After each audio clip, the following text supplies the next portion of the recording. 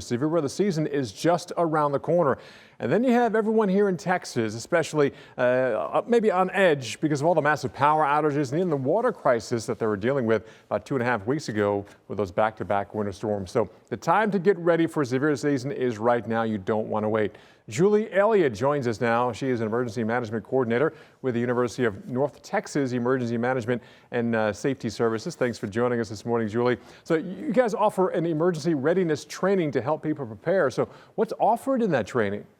Yeah, absolutely. Thank you so much for having me today, Paul.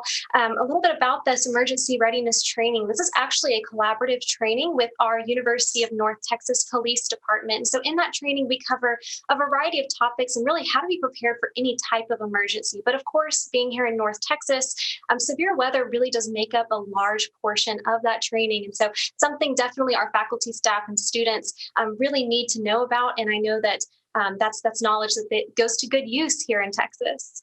So most people will not be able to attend that training who are watching this morning. So what are some key takeaways that they can use right now to prepare for this upcoming severe season? Absolutely. First and foremost, make sure you know the verbiage. What's the difference between a watch and a warning? What action is necessitated by either of those? And also, you just want to make sure that you know what actions to take per hazard. Obviously, what you do for a flash flood is going to be a little different than what you would do for a tornado. So take the time to learn those things.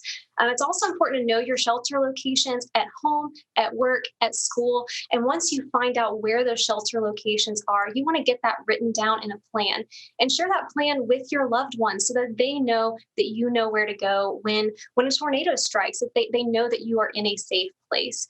You also want to, in that action plan, also think through what you would do if a power outage occurs. Obviously, that's on a lot of people's minds here in North Texas, and a lot of lessons were learned from that. So what would you need if that did happen to you at your home?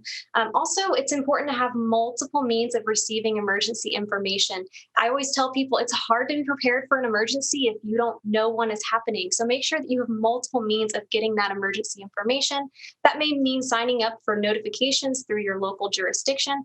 Another great tool is social media. That's something that our office utilizes quite a bit.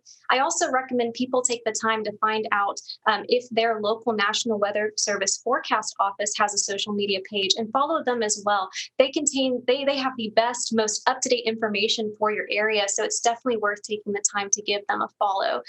Finally, just make sure you have an emergency kit. You should have one for your home. You should have one for your car. It might even be worth it to have one in your office.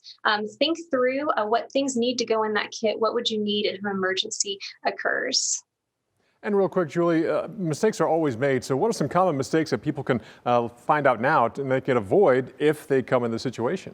For sure, absolutely. I think it's important to always keep your devices charged. Your phone or your laptop, make sure the battery is always close to being full on those. The last thing you want is for a tornado warning to be issued and your battery has 2% left. So keep those charged at all times.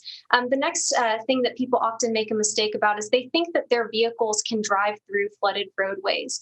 It only takes a couple inches to wipe a person off their feet, and it only takes a few more inches of water to sweep a vehicle off the road. So if there's water over the road, I know it's cheesy, but turn around, don't drown. That's a very important advice. And finally, the last thing I want to mention is people need to take the weather seriously.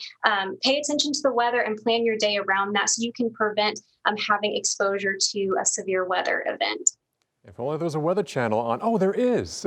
Great information. That's Julie Elliott, Emergency Management Coordinator with the University of North Texas. Thanks for joining us this morning.